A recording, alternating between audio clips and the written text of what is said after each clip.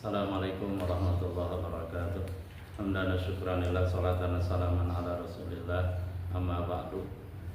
Fa ila hadratin Nabi Rasulullah Sayyidina Muhammad Rasulullah sallallahu alaihi wasallam wa alihi wa azwajihi wa dzurriyyatihi wa ahli baitihi wa sahbihi ajma'in wa jami'il mu'minina wal mu'minat wal muslimina wal muslimat al-ahya'i minhum wal amwat wa ila arwahi jami'i ahlil quburin ahli la ilaha illallah min ladun sayyidina Adam ila yaumil qiyamah wa na'ususanil arwahi jami'a asatizatina min ladun Rasulillah sallallahu alaihi wasallam ilal an wa na'ususanil arwahi jami'i mu'allifi hadhil kutub al-makruh fi hadzal mahad syarif ani madaril ikam wa ila arwahi abaina wa ummahatina wa ajdadina wa jaddatina wa jami'i man sabaquna bil imani wal mamat biniyatil qabul tamami kulli sulwana li kulli ma'mul ila hadrati rasul al-fatihah.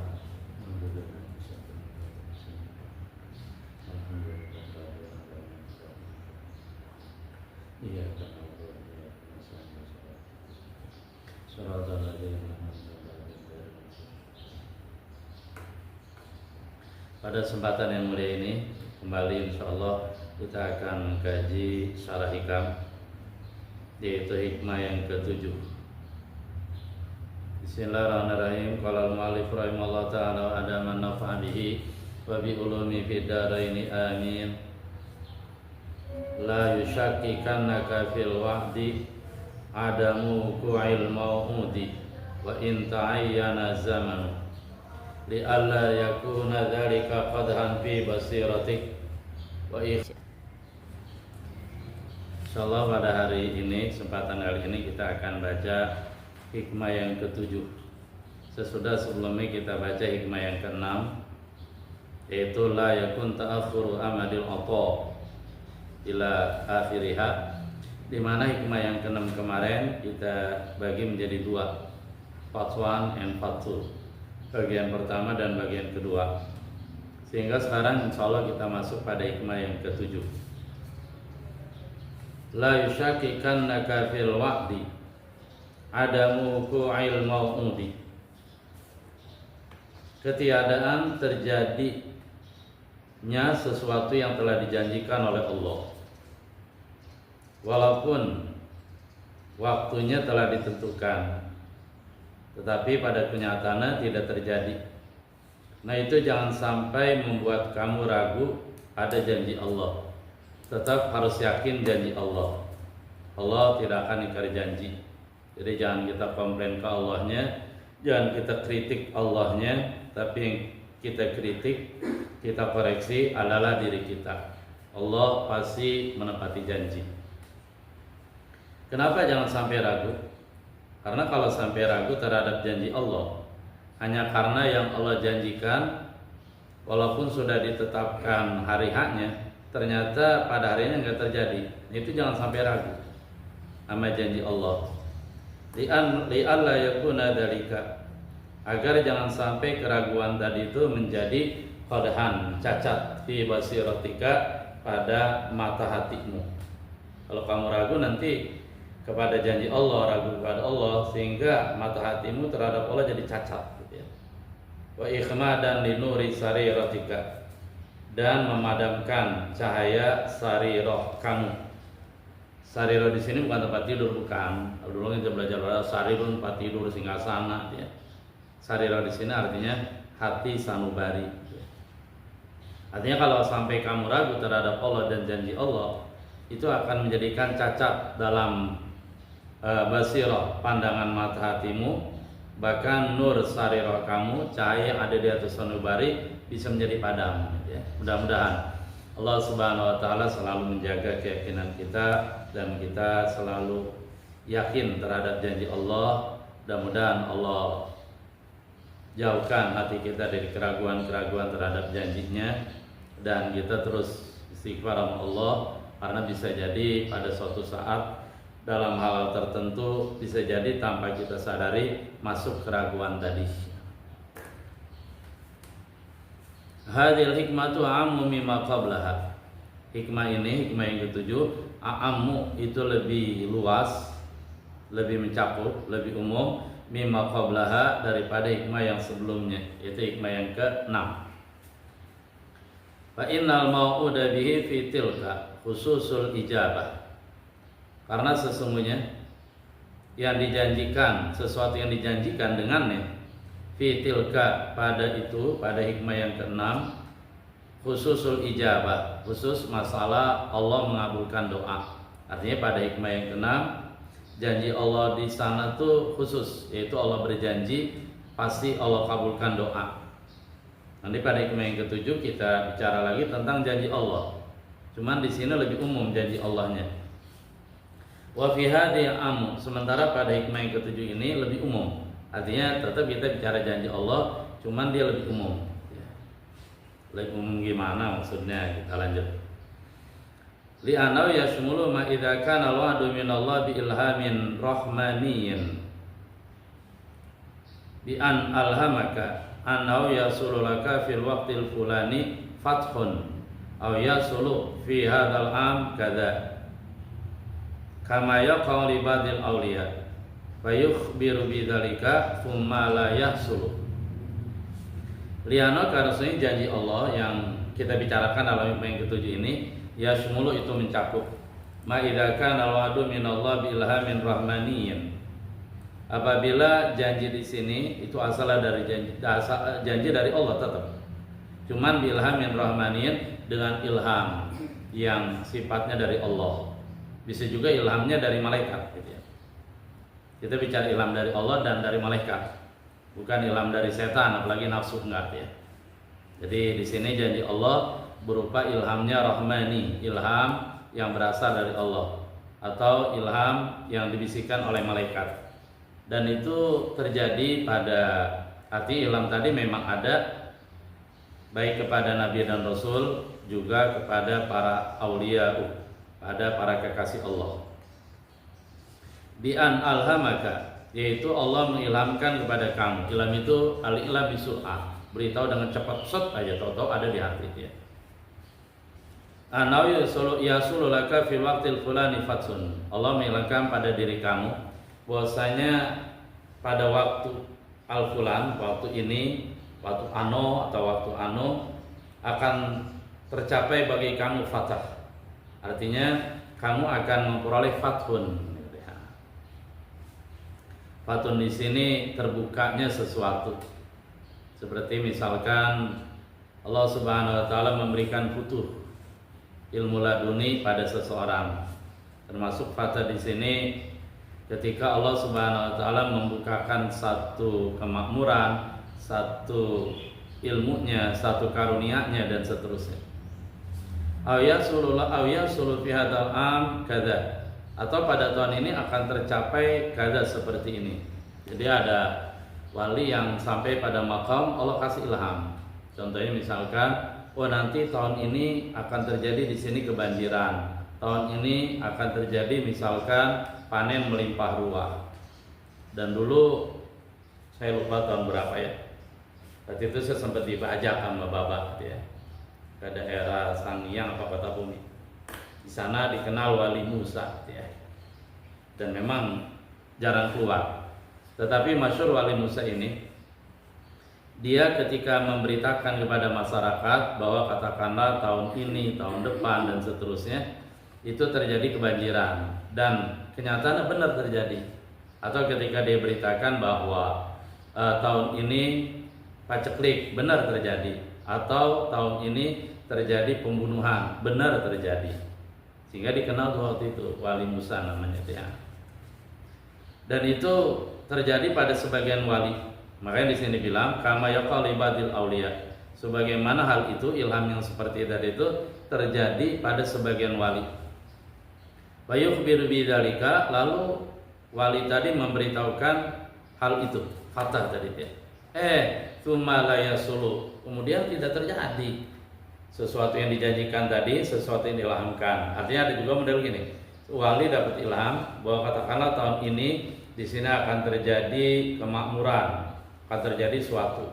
Akhirnya wali tadi memberitahukan pada masyarakat bahwa akan terjadi tahun ini seperti ini. Begitu hari hanya ternyata tidak terjadi. Nah, itu kan tadi berarti janji Allah. Allah berjanji kepada wali tadi bahwa ini akan terjadi tahun ini seperti ini, sesudah diinformasikan oleh wali tadi ternyata tidak terjadi. Nah, itu kan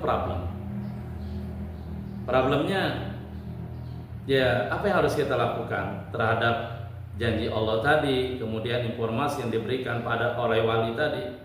Apakah lantas kita bilang wah walinya bohong, walinya tukang bohong, nggak benar apa yang disampaikan, kemudian kita mencela dia, kemudian kita menyerang dia dengan kata-kata yang jorok, kemudian kita bilang juga wali palsu atau Allah janji nggak benar. Nah, jangan, ini fatal akibatnya.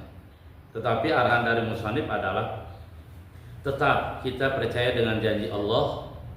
Adapun sesuatu yang Allah janjikan ternyata tidak terjadi, kita koreksi diri kita. Jangan kita koreksi Allah, jangan, astagfirullah ya. Kita koreksi diri kita, maksudnya adalah bisa jadi kejadian tadi walaupun sudah ditetapkan waktunya, tapi Allah tunda. Kenapa Allah tunda? Bisa jadi karena ada beberapa syarat yang belum terpenuhi, atau bisa jadi nanti Allah akan gantikan dengan yang terbaik gitu. Kita lanjut ya. Fa idza hasala laka ayyuhal murid mithlu dzalika. Lalu apabila terjadi pada diri kamu wahai murid seperti tadi itu, artinya kamu dapat ilham dari Allah bahwa akan terjadi fatah, akan terjadi sesuatu tahun ini. Tsumma ta'akhkhara al-mau'udu bih. Kemudian yang dijanjikan Allah tadi terlambat, artinya pada hariannya nggak jadi dia. Nah, seperti itu. Fala tasyukka fima wa'adaka Allahu bih wa in ta'ayyana zamanu. Maka kamu jangan ragu pada janji yang Allah telah janjikan kepadamu, walaupun hari H sesuai dijanjikan tadi udah ditetapkan, katakanlah bulan ini atau tahun ini atau tahun depan, itu walaupun udah ditetapkan. Dan ini terjadi pada Rasulullah SAW ketika Allah Subhanahu Wa Taala berfirman, la tadkhulunnal masjidal haram insyaallah aminina muhalliqina ru'usakum wa muqassirin la takhafun ila akhir ayat. Artinya pada tahun kurang lebih tahun kelima Hijriah ya, Rasulullah SAW mendapat wahyu dari Allah, la tadkhulunnal masjidal haram. Kalian Rasulullah dan orang-orang mukmin para sahabat akan masuk Masjid Haram. Insyaallah aminin, kalian dalam keadaan aman.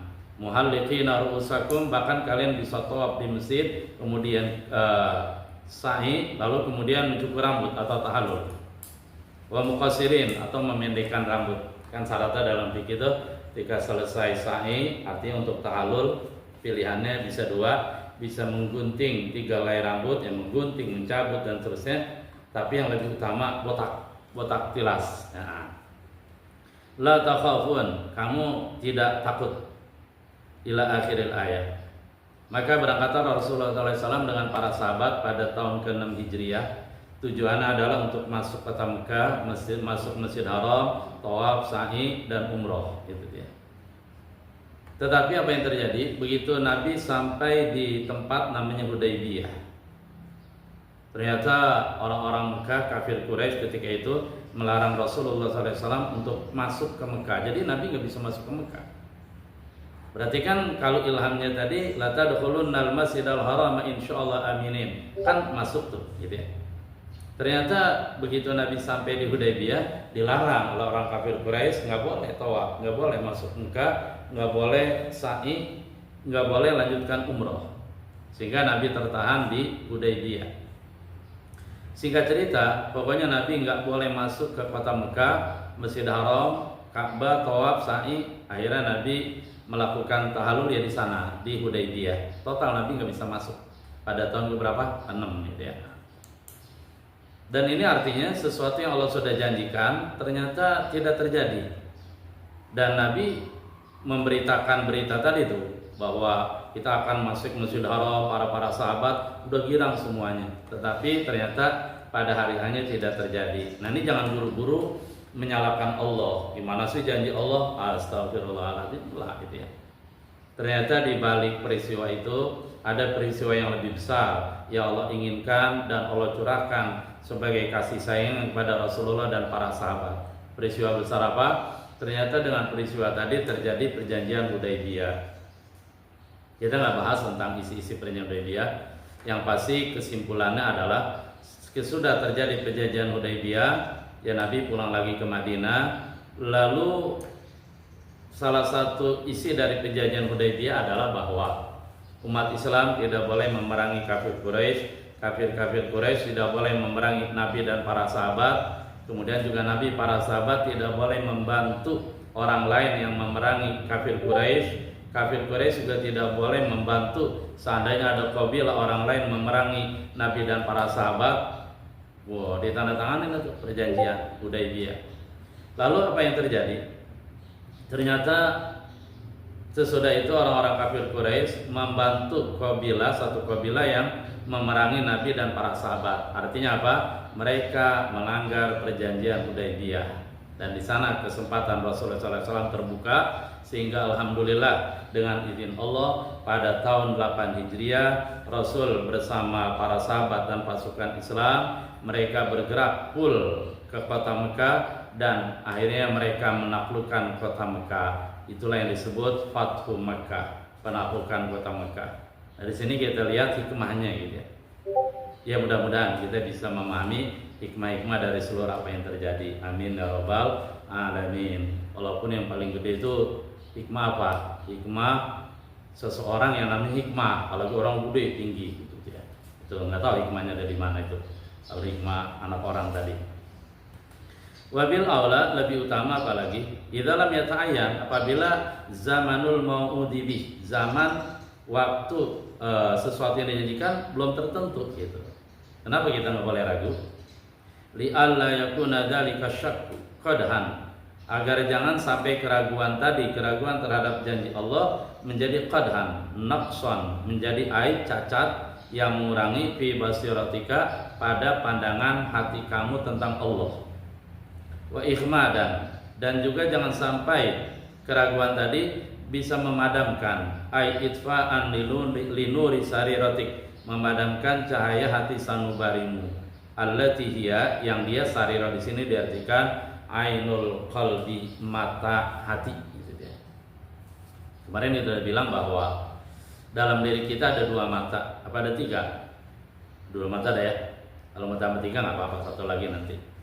Pertama mata kepala, mata yang di kepala kita. Dengan mata ini kita bisa melihat sesuatu yang konkret, sesuatu yang nyata, sesuatu yang bisa dilihat oleh panca indera penglihatan. Dan ketika kita melihat sesuatu dengan mata, tentu harus kerjasama antara dua hal. Pertama, retina mata kita yang hitam yang masih berfungsi. Kedua, dengan bantuan cahaya. Yang kedua, mata hati. Artinya dalam hati kita ada mata juga. Nah, kalau mata kepala dia mampu melihat sesuatu dengan yang jelas, ini pulpen, ini kitab, ini HP. Syarat kedua tadi itu, retinanya masih berfungsi dengan baik, masih sehat. Kedua, bantuan cahaya. Maka mata hati itu juga, dia bisa melihat sesuatu dengan jelas. Cuman yang dilihat sesuatu yang abstrak, sesuatu yang maknawi. Misalkan beriman pada Allah itu wajib, sholat perbuatan baik, taat kepada Allah bagus, akan membuahkan efek yang positif dunia akhirat. Itu yang mampu melihatnya adalah mata hati gitu ya. Bahwa kekufuran, ingkar kepada Allah itu efeknya nggak bagus, akan sengsara dan seterusnya. Itu yang bisa melihat mata hati. Nah, mata hati dalam melihat sesuatu, menilai sesuatu yang abstrak, yang maknawi, dia juga butuh dua tuh. Pertama, mata hatinya masih sehat. Kedua, dalam melihat hal-hal tadi itu matahari butuh kepada apa? Butuh kepada cahaya. Bukan cahaya yang kayak gini nih, bukan cahaya yang kita lihat sama mata, tapi cahaya iman, cahaya yakin, cahaya makrifat. Nah, kalau kumpul dua tadi, mata hatinya masih berfungsi dengan baik, plus plus di sana ada cahaya iman, maka mata hatinya akan bekerja dengan baik. Mudah-mudahan Allah Subhanahu wa taala nawwara basiratana biduri hidayati wa rahmati wa bi ma'rifatihi, amin ya rabbal alamin. Fa hiya muradifatunil basira, maka dia sariratu dia sama sinonim dengan al-basira. Berarti sama ya, sarira ainul qalbi kemudian al-basira. Wa dzalika li jawazi ayakuna wuqu' dzalikal mau'udi mu'allaqan ala asbabin wa syurutin lam tahsul.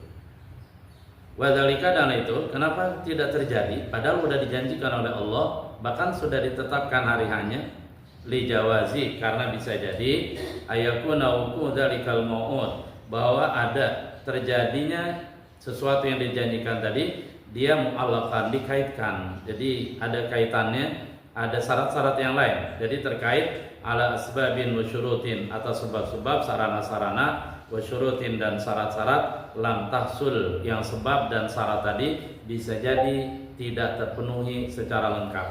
Kesimpulannya, fal arifu man ta'addaba ma'a rabbih, maka alim marifatu, walaupun terjadi di ngalamin seperti ini, atau kita melihat sesuatu seperti ini, man ta'addaba ma'a rabbih, dia tetap beradab bersama Tuhan Allah. Yang dia koreksi bukan Allah, yang dia komplain bukan Allah, yang diragukan bukan janji Allah, tetapi dia bersopan santun kepada Allah, yang dia koreksi dirinya, yang dia analisa, yang dia koreksi dirinya, artinya yang dia salahkan kejadian tadi pada dirinya karena mungkin ada sebab dan syarat yang tidak terpenuhi. Walam yatazalzal inda ta'akhuri ma wa'adahu bihi, dan seorang alim marifat lam yatazalzal, hatinya nggak goncang, tetap yakin kepada janji Allah, inda ta'akhuri ma wa'adahu bihi, ketika terlambat atau tidak terjadi sesuatu yang Allah janjikan kepadanya pada hari haknya. Itu yang bisa disampaikan. Yang benar dari Allah, yang salah dari gua dan saya sendiri. Mudah-mudahan Allah Subhanahu wa taala terus menyinari hati kita dengan cahaya hidayahnya, cahaya kasih sayangnya, cahaya ma'rifatnya, dan Allah Subhanahu wa taala menerangi hati kita dengan hati yang yakin kepada janji Allah. Amin amin ya rabbal alamin. Insyaallah nanti kita akan lanjut kepada hikmah yang ke-8. Idza fatahalaka wijhatan minat ta'arruf fala tubali maha an qalla amaluka ila akhiriha. Kita tutup dengan kepada majelis. Subhanallah bihamdi, subhanakallah bihamdika, asyhadu an la ilaha illa anta, astaghfiruka wa atubu ilaik. Walhamdulillahirabbil alamin. Ala fa minkum. Assalamualaikum warahmatullahi wabarakatuh.